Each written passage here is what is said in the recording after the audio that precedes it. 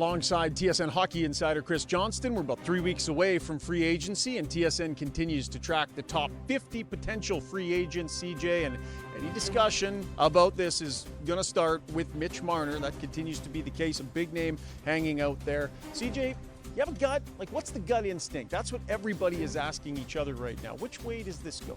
Well, the gut instinct is he's going to test free agency. I mean, you don't get into mid-June without a contract as a player in his prime, as Mitch Marner clearly is, with a team that wanted to sign him the whole way along here, going back to last summer, and then at the last minute, go in another direction. I think at this point, it's very clear that Mitch Marner, while not necessarily closing the door fully on Toronto, wants to at least get to the point where he can have those kind of conversations above board, not just some of the private ones that go on around this league with all kinds of different players, and really look at what's out there for him. And this is a unique opportunity. This is a time when the salary cap is about to take its first meaningful jump in a long time. Marner's coming off his first 100-point regular season, and as I mentioned, he's right in the meat of his career.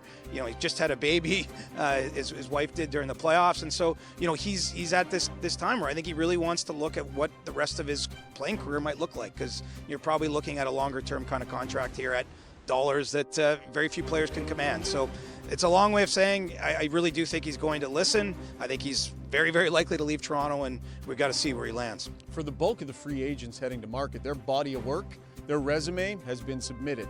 That's not the case with two of the Florida Panthers. You got Brad Marchand and you got Sam Bennett that are both continuing to add to that resume. Let's start with Marchand because he was made available today. He was so at ease, CJ. Like, he sat there for 25 minutes doing a scrum, another 25 minutes standing around chatting.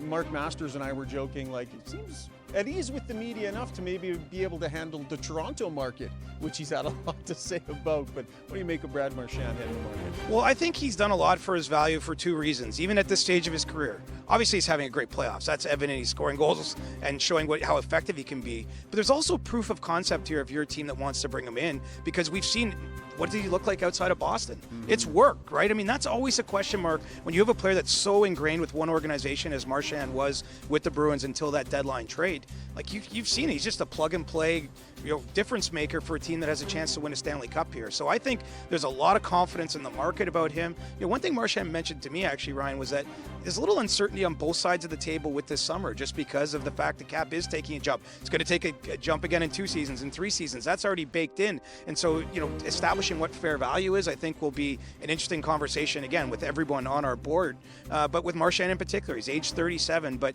he very much wants to play into his 40s. I think he's going to get minimum a 3-year deal, but very likely a 4-year deal. And it will not surprise me if his price tag ends up north of $8 million. So, that's not the kind of money you typically see a player at this stage of his career get. But he's also having a playoffs that you don't usually see right before a guy hits the open market.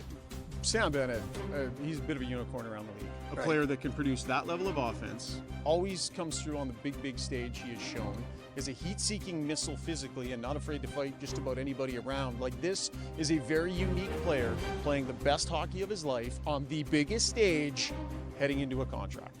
I'm going to go so far as to say there's no precedent for exactly the precise circumstances you've outlined there. That we've never had a player who is a pending UFA, like Bennett is, perform at this level right before potentially hitting the open market. In fact, right now, if you were to take a poll of our colleagues here in the press room, I think he'd be the Conn Smythe favorite if that vote had to be made in this moment. And no Conn Smythe Trophy winner has ever left his team the summer after winning that award. I mean, that's to show you, I'm not saying A, he's leaving, and B, he's not fully winning that award, but I mean, that's the sort of unique circumstances that are at play here. And there's 30 teams at home right now with no games to play. Their front offices are watching this Cup final and going, wow, we could use a player like that.